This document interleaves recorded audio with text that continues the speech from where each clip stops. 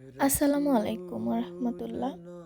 আপনি কি জানেন হজরত মুহাম্মদ সাল্লাল্লাহু আলাইহি সাল্লামের প্রিয় ফল ছিল খেজুর। তিনি সবসময় খেজুর খেয়ে সকাল শুরু করতেন।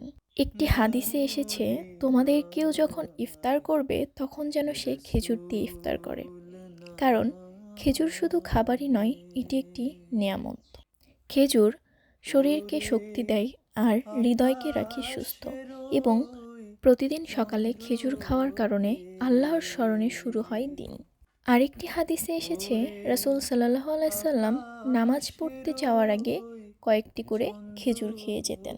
খেজুরে প্রাকৃতিক প্রচুর পরিমাণে গ্লুকোজ ও ফ্রুক্টোজ আছে, যা শরীরকে তাৎক্ষণিক শক্তি দেয়, এবং গর্ভাবস্থায় বেশি বেশি খেজুর খেলে, বিশেষ করে প্রসবের আগ মুহূর্তে বেশি বেশি খেজুর খেলে প্রসব সহজ হয়।